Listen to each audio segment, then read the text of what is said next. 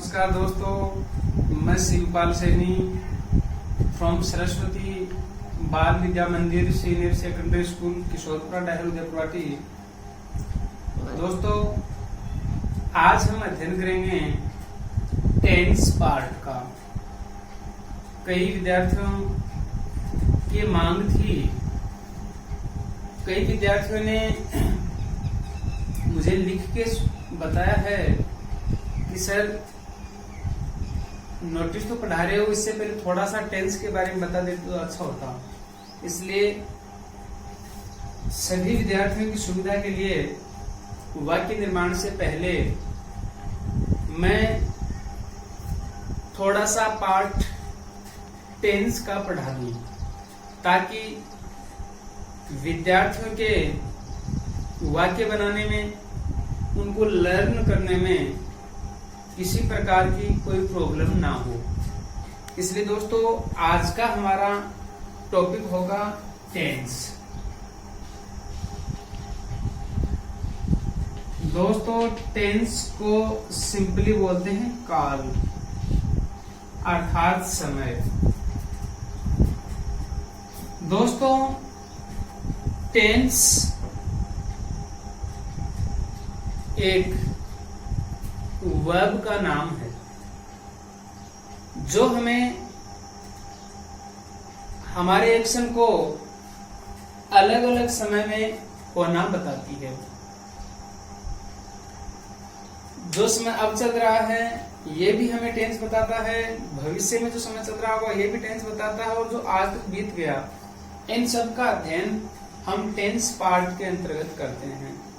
तो दोस्तों, टेंस पढ़ रहे हैं तो सबसे पहले हमें जानना होगा कि what is the definition of tense. Tense की परिभाषा क्या है।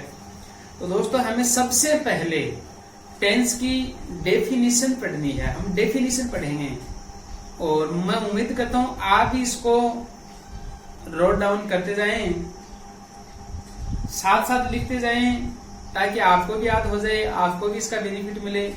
तो दोस्तों, सबसे पहले टेंस की परिभाषा। तो दोस्तों, टेंस की परिभाषा होती है the verb that indicates time called tense. वह वर्ब जो समय को इंगित करती है उसे ही हम टेंस कहते हैं। जैसे definition,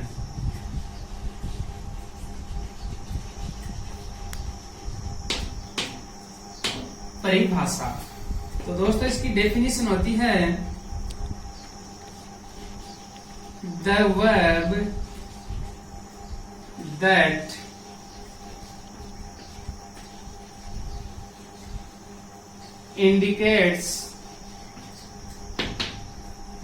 indicates time is called tense। अर्थात क्रिया का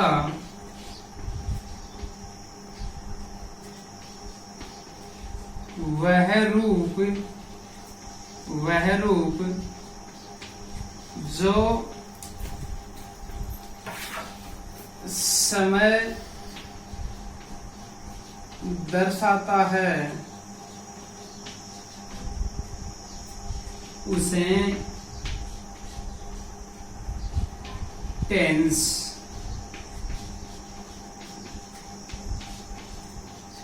काल कहते हैं। दोस्तों, ये इंग्लिश की जड़ है। यदि रूट ही वीक होगी तो बिल्डिंग तो अपने आप ही वीक हो जाएगी। इसलिए इस रूट को, जड़ को, इस नींव को हमें तैयार करना है। ये नींव तैयार हो जाएगी तो उस पर एक सुंदर भवन बनेगा।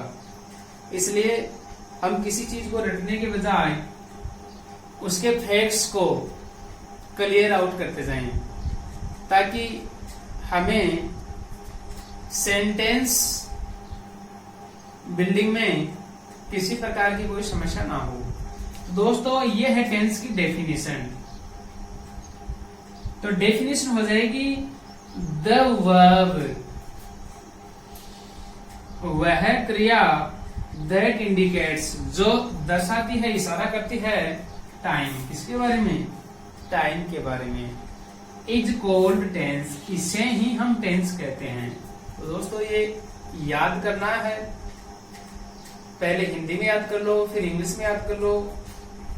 हिंदी में हो जाएगा क्रिया का वह रूप जो समय दर्शाता है, उसे ही टेंस कहते हैं। अब दोस्तों ये तो थी टेंस की डेफिनेशन। अब आधुनिक इंग्लिश में, मॉडर्न इंग्लिश में टेंस दो प्रकार के माने गए हैं। Tense are of only two types, हालांकि होते 3 प्रकार के हैं। Tenses are mainly are of 3 types, but in modern English only 2 types. जो फ्यूचर टेंस है उसका प्रेजेंट में ही यूज करने लगे, यानी प्रेजेंट और फ्यूचर को मॉडर्न जो ग्रामेरियन हैं उन्होंने फ्यूचर टेंस का सम्मेलन कर लिया, फ्यूचर टेंस को सम्मिलित कर लिया प्रेजेंट टेंस में। लेकिन दोस्तों हमें तो हालांकि तीनों ही टेंस पढ़ने हैं, इसलिए हम तो 3 ही पढ़ेंगे। लेकिन आधुनिक इंग्लिश में फ्यूचर टेंस को प्रेजेंट में शामिल करके 2 ही टेंस मानने लगे। तो मॉडर्न इंग्लिश में वैसे बता देते हैं, tenses are of 3 types, 3 kinds. दोस्तों पहला है प्रेजेंट टेंस, प्रेजेंट टेंस। दूसरा है पास्ट टेंस, और लास्ट वन है फ्यूचर टेंस। यदि हिंदी में बात करें तो प्रेजेंट का मतलब होता है दोस्तों वर्तमान, टेंस का मतलब होता है काल, अर्थात वर्तमान काल। पास्ट भूत यानी बीता हुआ समय, टेंस काल भूतकाल।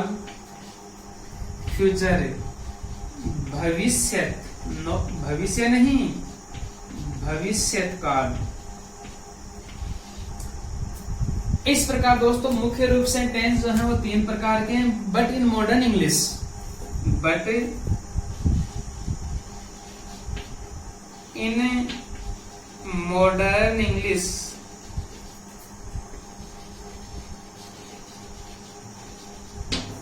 English only 2 kinds. लेकिन दोस्तों आधुनिक इंग्लिश में केवल 2 ही प्रकार हैं, प्रेजेंट टेंस और दूसरा है पास्ट टेंस। अब दोस्तों ये जो फ्यूचर टेंस है इसको शामिल कर लिया है प्रेजेंट में। तो जो मॉडर्न ग्रामेरियन है वो टेंस को 2 कैटेगरी में बांटते हैं, प्रेजेंट टेंस और पास्ट टेंस। लेकिन जो एंशंट ग्रामेरियन है और जो हमारी परंपरा है, जिस परंपरा के अनुसार हम पढ़ते आ रहे हैं, उस हिसाब से हम टेंसों को मानते हैं 3 प्रकार से, प्रेजेंट टेंस, पास्ट टेंस और फ्यूचर टेंस। अब दोस्तों हम यहाँ पर अध्ययन तो तीनों का करेंगे, बस ये बात के ध्यान रखनी है कि आधुनिक इंग्लिश में टेंस को दो ही भागों में डिवाइड किया गया है। अब दोस्तों ये तो थे अपने मेन रूप से टेंस, ये तो मुख्यतः टेंस 3 हो गए। लेकिन दोस्तों अगर टोटल नंबर ऑफ टेंसेस की बात करें, सभी टेंसों की बात करें, टेंसों की कुल संख्या की बात करें, तो दोस्तों हर एक टेंस के 4 एस्पेक्ट्स होते हैं, 4 पहलू और होते हैं। इस प्रकार दोस्तों यदि 4 को 3 से मल्टीप्लाई करेंगे तो हमारा आंसर होगा 12, अर्थात टेंसों की टोटल संख्या 12 हो जाएगी। नॉट 12 है, ओनली 12। तो दोस्तों उच्चारण ध्यान रखना है, 12 बोलेंगे, 12 नहीं, 12 उच्चारण गलत है। तो दोस्तों टेंसों की टोटल संख्या 12 हो जाएगी, 12। अब हम इसके एस्पेक्ट्स की बात करते हैं। तो दोस्तों हर टेंस के 4 एस्पेक्ट्स होते हैं।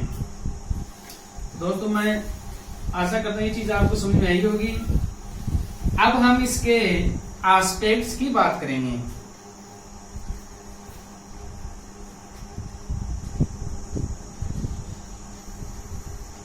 एवरी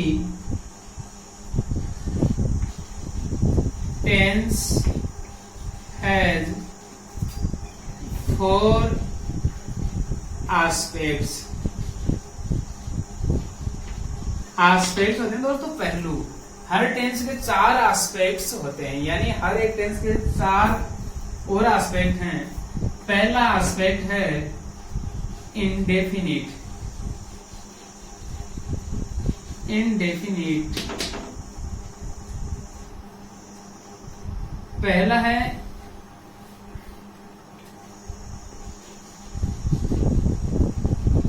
पहला एस्पेक्ट हो गया इंडेफिनिट। दूसरा एस्पेक्ट हो गया कंटिन्यूअस।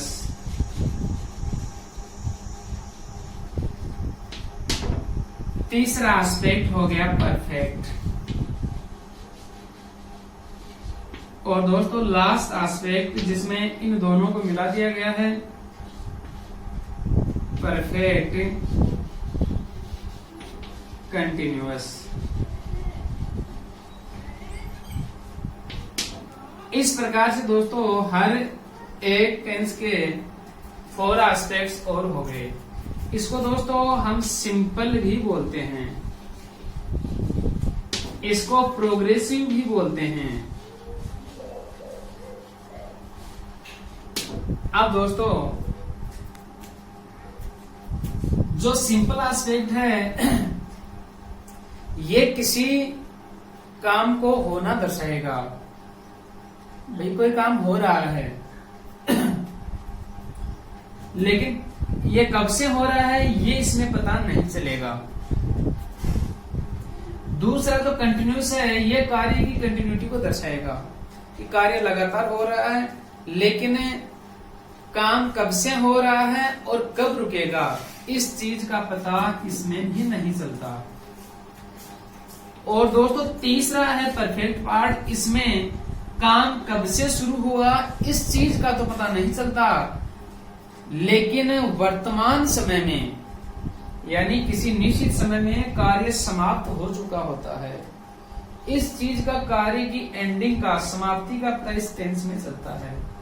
और दोस्तों चौथा एस्पेक्ट है परफेक्ट कंटिन्यूअस। परफेक्ट कंटिन्यूअस में हमें कार्य कब से शुरू हुआ इस चीज का पता चलेगा, लेकिन कार्य कब जाकर समाप्त होगा इस चीज का इसमें हमें पता नहीं चलेगा। तो दोस्तों प्रत्येक टेंस के 4 एस्पेक्ट हो गए। 3 हैं प्रेजेंट के भी 4 एस्पेक्ट, पास्ट के भी 4 एस्पेक्ट, फ्यूचर के भी 4 एस्पेक्ट। तो दोस्तों इस प्रकार से ये सभी आएंगे तो हमारे टेंसेज की जो टोटल संख्या है वो हो जाएगी 12 है। तो दोस्तों मैं टोटल संख्या की बात कर रहा हूं 12 है। मैं टेंसेज की टोटल टेंसेज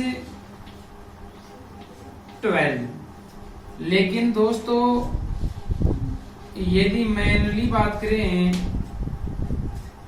तो दोस्तों इसकी संख्या हो गई 3। और मॉडर्न इंग्लिश में ये तो थी एंसेंट इंग्लिश। एंसेंट इंग्लिश अब बात करें मॉडर्न इंग्लिश की, तो मॉडर्न इंग्लिश में दोस्तों 3 नहीं संख्या हो गई 2। इस प्रकार दोस्तों हम इन सब का अलग अलग अध्ययन करेंगे। एक बार सभी जो 12 टेंस हैं वो मैं आपको क्रम से समझा देता हूँ किस प्रकार से वो 12 टेंसेस हैं।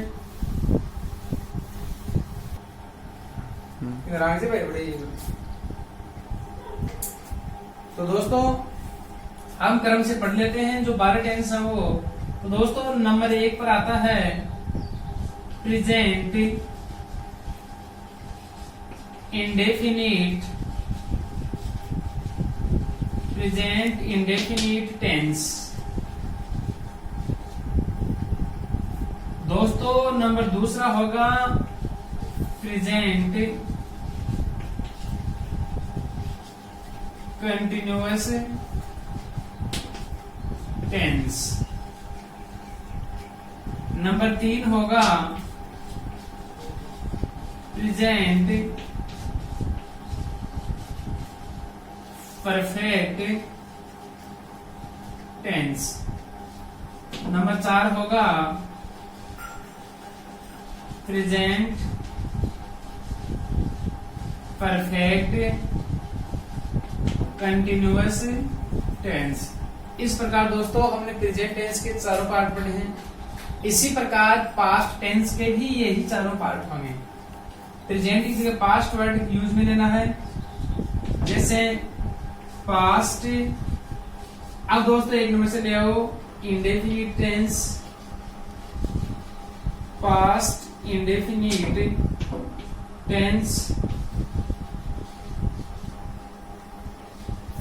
पास्ट। दोस्तों 2 नंबर वाले ले आओ पास्ट कंटिन्यूअस टेंस, पास्ट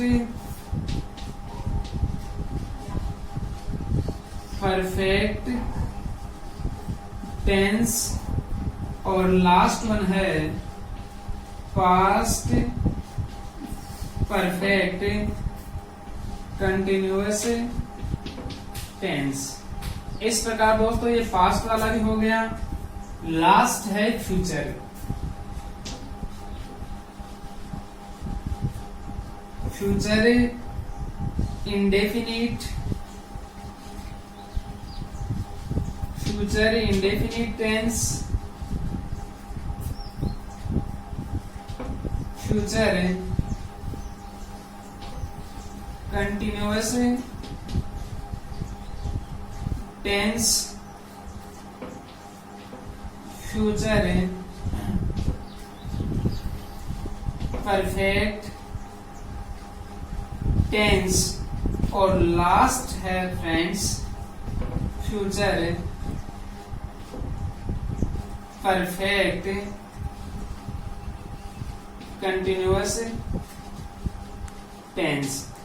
इस प्रकार से टोटल टेंसेज की संख्या 12 होती है, 12 होती है, और इस प्रकार से ये 12 टेंस आपको याद करने हैं। जो भी विद्यार्थी इनको लर्न कर लेगा, बाय हार्ट कर लेगा, कंठस्थ याद कर लेगा, उसको आगे वाला पार्ट भी समझ में आएगा। जो इनको याद नहीं करेगा, हो सकता है उनको आगे समझ ज्यादा ना आए। इसलिए दोस्तों उम्मीद करते हैं आज का ये पार्ट आपको पसंद आया होगा। इसी उम्मीद के साथ दोस्तों कल फिर मुलाकात होगी। टेंस पार्ट को आगे बढ़ाएंगे। धन्यवाद।